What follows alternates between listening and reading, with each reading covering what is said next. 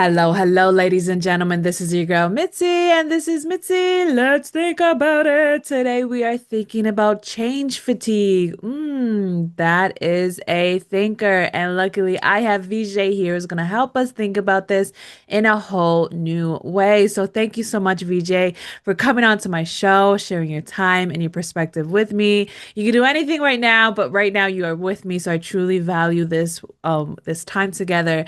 So I have to ask you, when you hear those words, change fatigue, what does that make you think about? Well, hearing the words change fatigue, Mitzi, makes me feel tired, as the term suggests. Um, but aside from that, it also makes me think about failure because we Mm. often associate the term change fatigue with failed reform or transformation initiatives. I work mostly with government and public services organisations, and when you're trying to reform or transform really complex government and public services, it's more or less generally always about the people. It's about the people who deliver those services, and it's about the people who are the beneficiaries of those services, citizens. And if you don't get the people bit right, then you are doomed to fail. But we Mhm. often end up in a position where we have change fatigue. In the UK, we talk about it across public services, but you very often hear about it talked about in the context of the National Health Service. A lot of the people who work in the NHS will say, "I feel change fatigued," and that's because successive waves of change have come, and they're feeling tired, exhausted. They just want it to stop.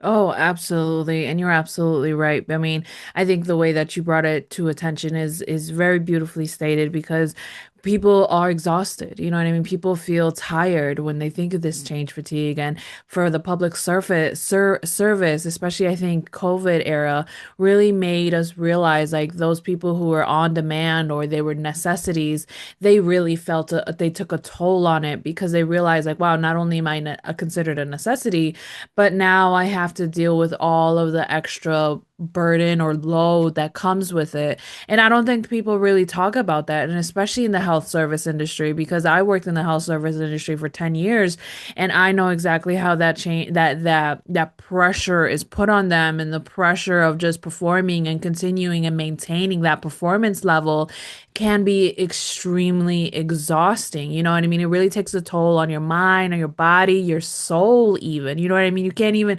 function sometimes, you know? So it's like, how can people start taking their lives more seriously? Well, in fact, I would advocate quite the opposite, actually, that we Yeah. shouldn't take things as seriously as we do.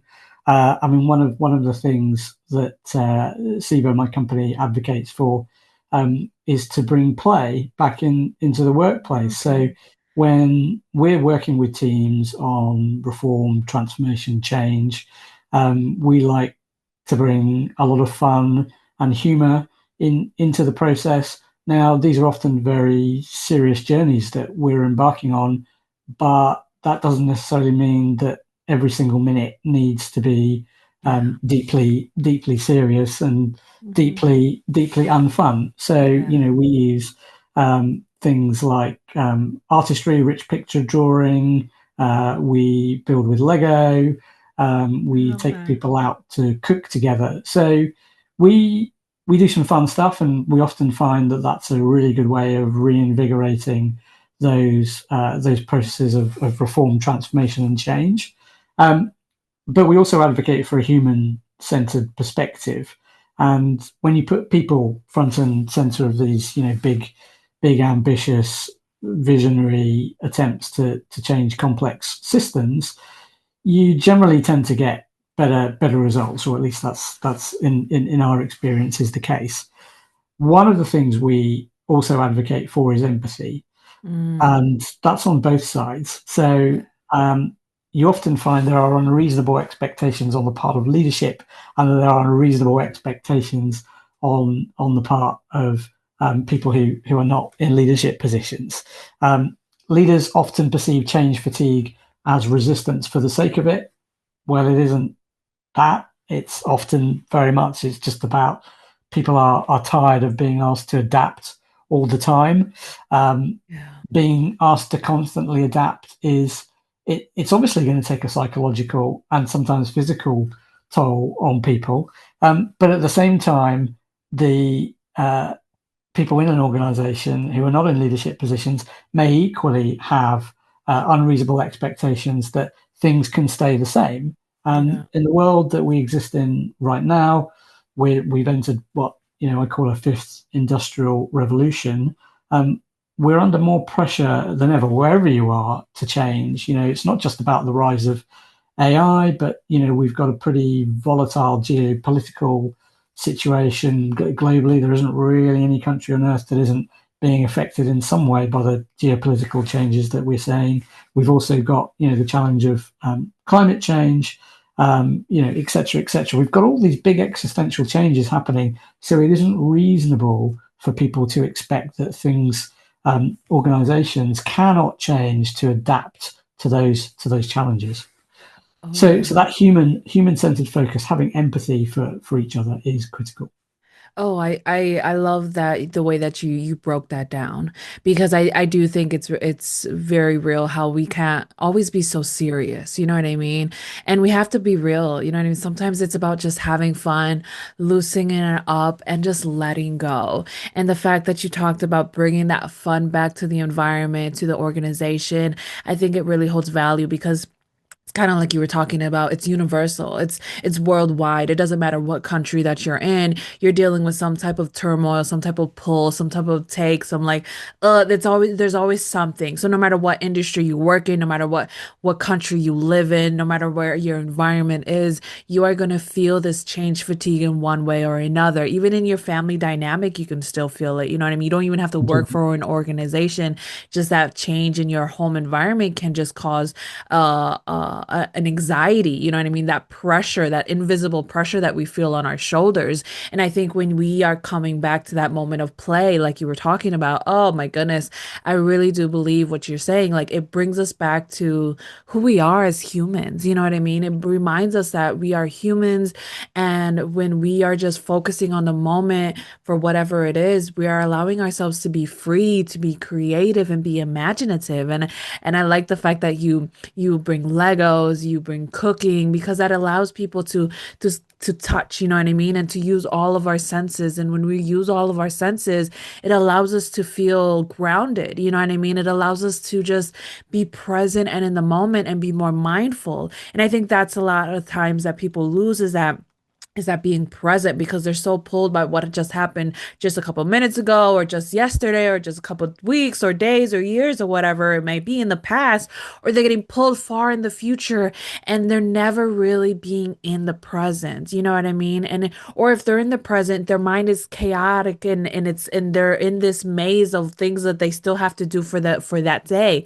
And it's like we really do need to bring back that mindfulness of just being present. And I think that moment of play really does allow you to just forget about everything that's happening and allow you to just really just be present. And the fact that you talked about empathy, oh my goodness, I love it when people talk about empathy because it really brings that reminder that it brings us that compassion back, you know, and it brings that understanding back. It brings that relatableness that we're forgetting because everyone feels like, oh, I'm going through this alone. I'm dealing with this alone. Nobody else understands me. Nobody else knows what I'm going through. But in reality, yes, somebody out there knows, somebody out there cares, and somebody out there wants to hear you. You know what I mean? And it's just that putting ourselves in that posture of knowing that somebody's out there understands. You know what I mean? And I think that's so valuable for everybody who's listening and anybody wherever you're listening across the world is just like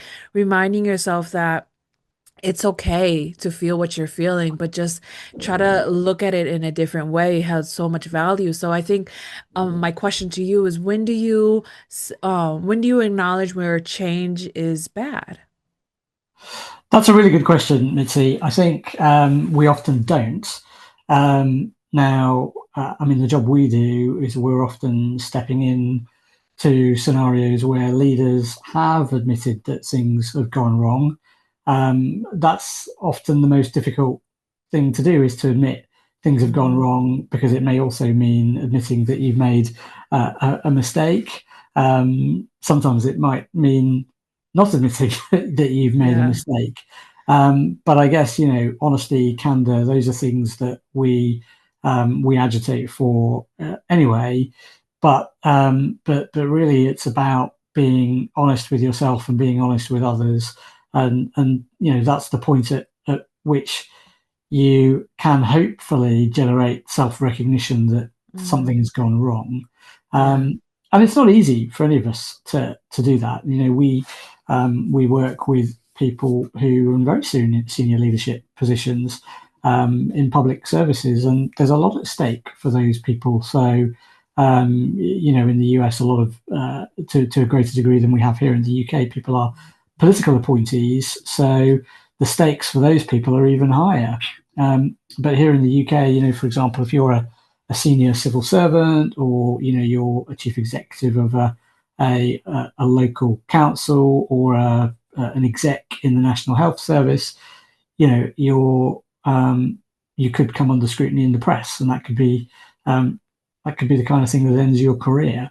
So Hmm. we recognise why it's difficult to make those recognitions, that those make that recognition that failure has taken place. Sometimes discretion is also a good thing.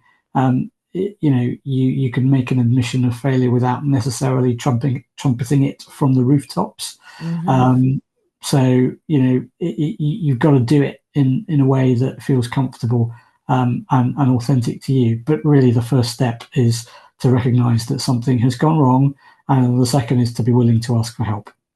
Yes, be willing to ask for help. Oh my goodness. I think that's so honest because people need to realize like when you put yourself in that position of vulnerability, people take that and realize, let me see how I can help you. They go into that problem solver mindset, and then they really do try to help you in whatever the situation may be. And if they may not help you directly, they'll find that resource that'll be able to help you with that situation as well. And I think that is something that a lot of people need to own up to, is like you may not know all the answers, you may not know have all the problems on hand, you may not know what to even do, but when you open yourself up and be honest with that and ask for help or just for guidance, for redirection or whatever it may be, that discretion is Yeah, truly holds valuable because it really puts you at a high esteem, knowing that if you may not know it, you'll figure it out one way or another. And I exactly. also want to touch back on what you were talking about it's hard to own up to those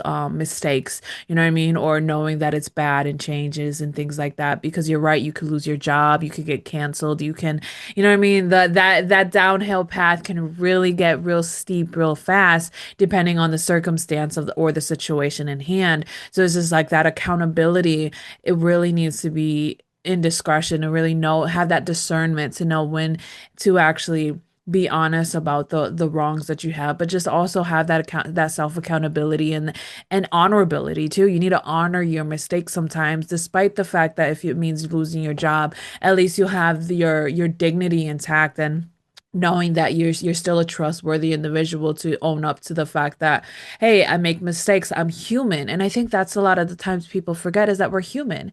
You know what I Yes. mean? Despite whatever labels people want to put on one another, we're human and we're bound to make mistakes, but it's also about learning from those mistakes that really make something impactful come out of the situation. So I Yeah. guess my next question is, how can we tell if somebody's developing this change fatigue? Like, what are the symptoms that people can look out for?